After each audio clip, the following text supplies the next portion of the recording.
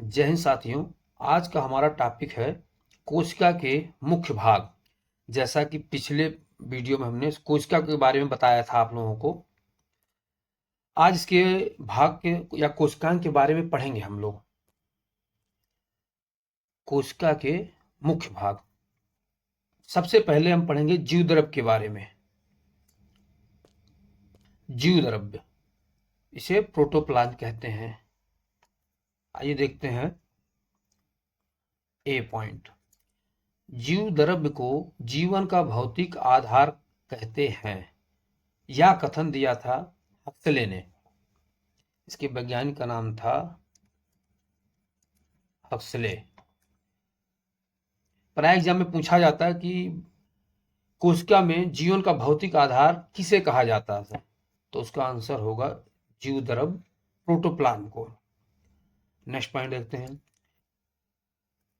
जीव की सारी जैविक क्रियाएं इसमें होती हैं। यह भी कहा जा सकता है कि सभी जैविक क्रियाओं का केंद्र प्रोटोप्लाज्म होता है। नेक्स्ट पॉइंट देखते हैं। जीव द्रव्य का लगभग 80% भाग जल होता है और जीव द्रव्य का नामकरण पुरकिंजे नामक वैज्ञानिक ने किया था। पुरकिंजे।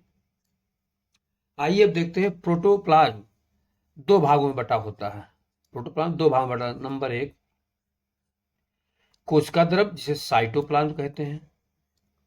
नंबर 2 केंद्रक द्रव्य, जिसे न्यूक्लियोप्लाज्म कहते हैं। जो कोशिका द्रव्य होता है या कोशिका झिल्ली, सेल मेम्ब्रेन व केंद्रक न्यूक्लियस के मध्य के भाग को साइटोप्लाज्म कहते हैं।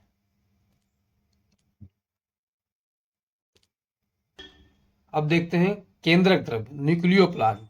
न्यूक्लियोप्लाज्म केंद्रक के अंदर के भाग को न्यूक्लियोप्लाज्म कहते हैं। अब देखते हैं दूसरा पार्ट इसका, कोशिका भित्ति। कोशिका भित्ति को सेल वॉल कहते हैं। सेल वॉल पादप कोशिकाओं में पाया जाता है। यह सेलुलोज का बना होता है। यह कोशिका को निश्चित आकृति एवं आकार देता है। अगला पार्ट इसका देखते हैं, पॉइंट नंबर 3, कोशिका झिल्ली, सेल मेम्ब्रेन। पॉइंट ए, यह अर्धपारगम झिल्ली होती है। नेक्स्ट पॉइंट, इसका मुख्य कार्य कोशिका के अंदर बाहर जाने वाले पदार्थों का निर्धारण करना होता है। पॉइंट नंबर 4, तारक काय, सेंट्रोसोम। इसकी खोज बॉबेरी नामक वैज्ञानिक की थी। बॉबेरी।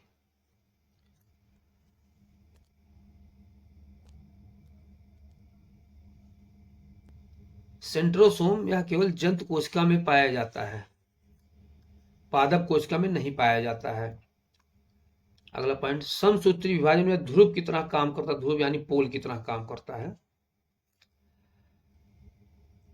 नेक्स्ट पॉइंट, इसमें कण जैसी संरचना को सेंट्रियोल कहते हैं। ये जो है, ये देखिए सेंट्रियोल, इसे सेंट्रियोल कहते हैं। Point number 5, ribosome. यह राइबो न्यूक्लिक एसिड आरएनए नामक अम्ल और प्रोटीन की बनी होती है। प्राय एग्जाम में आरएनए का फुल फॉर्म भी पूछा जाता है, ribonucleic acid. Point number B, यह प्रोटीन संश्लेषण, प्रोटीन उत्पादन स्थल प्रदान करती है।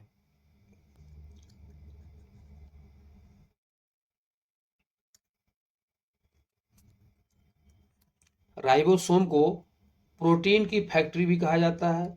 यह माइटोकॉन्ड्रिया और एंडोप्लाज्मिक रेटिकुलम के सतह पर पाया जाता है और माइटोकॉन्ड्रिया में अंदर जो क्रिस्टी होती है, क्रिस्टी के ऊपर पाया जाता है।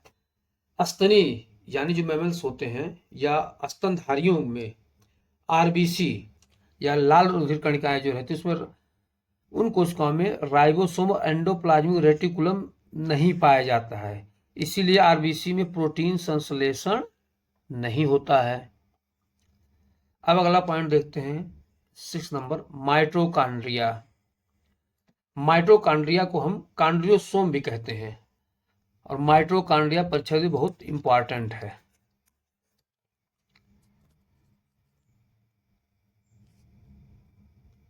माइटोकॉन्ड्रिया के अंदर द्रव भरा रहता है, इसको कहते हैं मैट्रिक्स। यह एक द्रव रहता है और इसका आउटर मेम्ब्रेन है। ये जो इनर मेम्ब्रेन होता है यह प्रोटीन और वसा का बना होता है, और ये जो संरचना है ये अंगुली की तरह इसकी संरचना रहती है। इसे बोलते हैं क्रिस्टी। ये देखिए क्रिस्टी बोलते हैं। और इसमें क्रिस्टी के ऊपर ये हरे कलर में जो है इसे बोलते हैं राइबोसोम। यहां से होता प्रोटीन संश्लेषण, और इसमें क्रोमैटिन तंत्र डीएनए भी पाया जाता है। अब इसके बारे में देखते हैं मुख्य बातें इसकी खोज अल्टमैन ने की थी, 1886 ईस्वी में की थी। परंतु इसका नाम बेंडा नामक वैज्ञानिक ने माइटोकॉन्ड्रिया दिया था।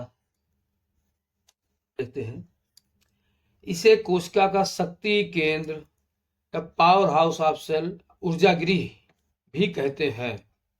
क्रेब्स चक्र की क्रिया माइटोकॉन्ड्रिया के क्रिस्टी में होती है। नेक्स्ट पॉइंट, ऊर्जायुक्त कार्बनिक पदार्थों का ऑक्सीकरण। ऊर्जायुक्त कार्बनिक पदार्थ जो ऑक्सीकरण होता है, जो क्रेब्स चक्र होता है, इसे ही कहते हैं। और इसमें ऊर्जायुक्त कार्बनिक पदार्थों का ऑक्सीकरण होता है, जिससे ऊर्जा उत्पन्न होती है। इसीलिए इसे कोशिका का इंजन या ऊर्जा गृह भी कहते हैं।